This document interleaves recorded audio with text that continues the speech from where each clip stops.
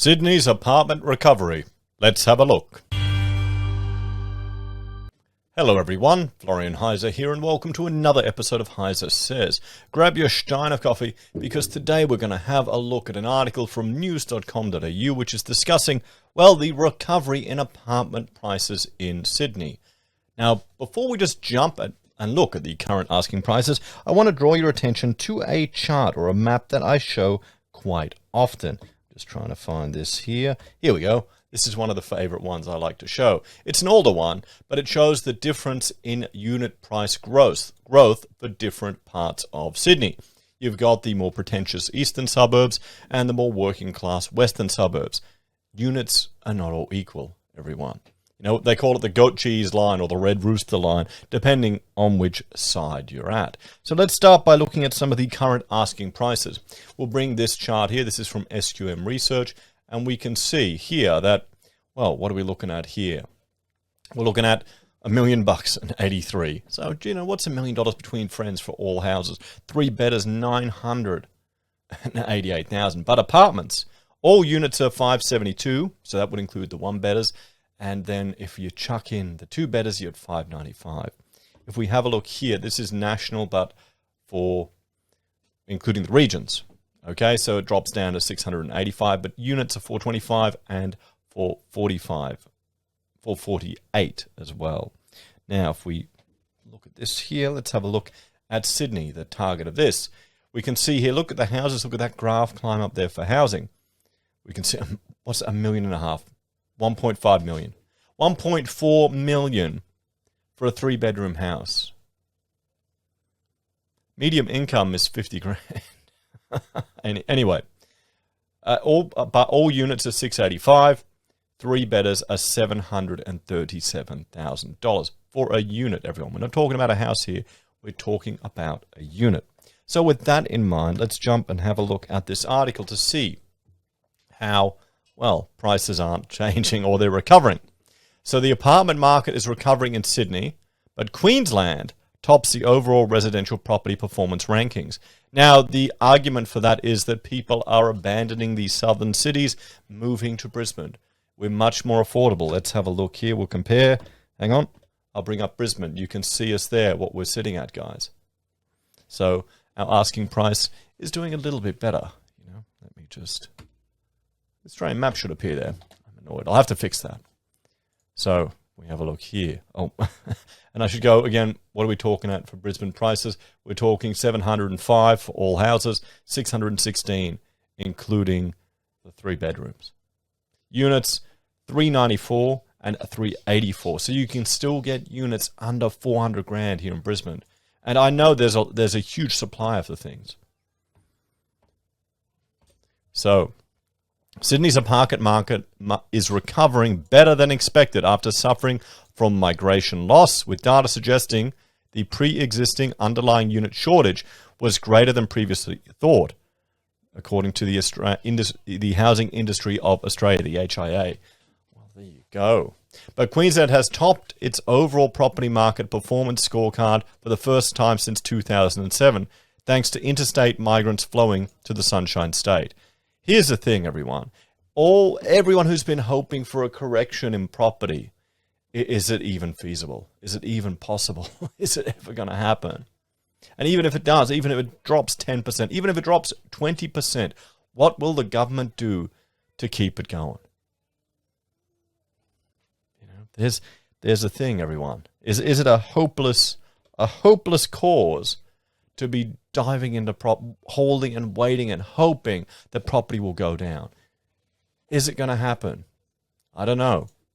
So, with building activity continuing to boom across the nation, it had been hard to pick just one jurisdiction outperforming the pack, economist Tom Devitt said. Interstate migration has offset some of the losses of overseas migration in Queensland, unlike the other East Coast states, he said on Friday. More than twice the number of interstate migrants are heading to Queensland than the average of the past decade. There you go. Other states have also seen a rise in interstate migration, but none as strong as Queensland. South Australia and Tasmania also benefited from interstate migration and are experiencing record volumes of building activity, ranking second and third. Mr. DeWitt said the biggest improver had been Western Australia, jumping from the bottom of the table into fifth place in less than a year after the state's exodus of residents reversed. So people are actually going to WA. There you go. I don't blame them. At the other end of the spectrum, Victoria had suffered greatly from the loss of overseas migration, pushing it down to seventh place, with unit approvals and commencements plunging more than 40% below the decade's average. A surprise has been the strengthening of apartment markets in New South Wales.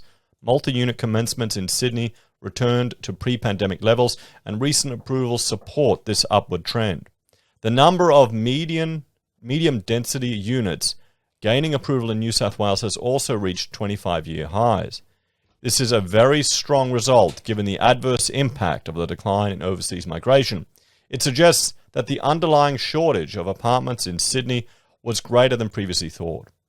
ABS data released earlier this week showed more than 60,000 people departed Sydney and Melbourne to other parts of the country in 12 months to March. HIA chief economist Tim Reardon said that was part of the general exodus to regional areas as the population shifted towards lower density locations. Mr. Reardon said the trend had particularly compounded Victoria's loss of overseas migration, which had underwritten the state's economic growth for the past decade. In the latest statement on monetary policy released in full on Friday, the Reserve Bank of Australia noted rents had soared in regional areas and smaller cities since the September quarter, but apartment markets in Sydney and Melbourne, key markets for international students, went backwards.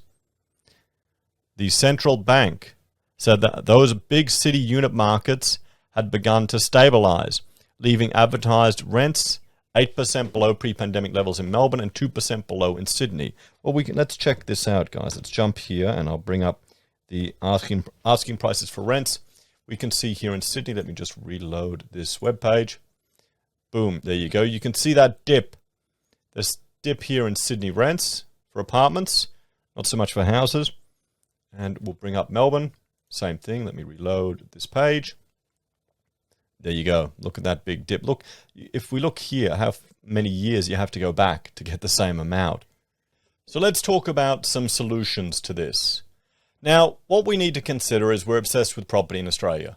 That's a given. The government intervenes in the market with property to stimulate the economy, either by encouraging people to buy property or encouraging people to build property or encouraging people to offset the costs of property through a negative gearing system. Labor tried to go to the last election and remove negative gearing. They've now abandoned that. Property is a cultural phenomenon and obsession here with Australians. There are many people waiting, hoping for a property crash. Many people are predicting it again and again. It seems, well, it doesn't seem fair. It doesn't seem right. It doesn't seem justified because it's all unfair and artificial in the market. But I think the question we need to consider is what could push our culture to get off this property obsession? I would like to see maybe some special economic regions where we experiment with changes to our incentive system to get people into property. Maybe looking at ways that rather than encouraging people to invest in property to mitigate their tax, you could get them to invest in other things to mitigate their tax. Maybe make it easier. But the problem is it's so easy for the average punter to get access to large amounts of cash for property compared to a business. What would you rather? The government guaranteeing 2% loans for someone to get a house or 2% loans for someone to start a business? There's the question. Anyway, thank you all for watching this episode of HeiseSays, guys. I'll just jump right here and we'll do the outro. If you're a fan of the channel and enjoy the content I create here, there are a few ways you can support us. You can join us on YouTube or Patreon. Sign up for SelfWealth or Stake. Use our affiliate links for Amazon, eBay, Independent Reserve, or AussieBroadband. You could buy a merch from HeiseSays, use Gold Pass from the Perth Mint, or support us via PayPal. Take care, and I'll see you next time. Bye for now.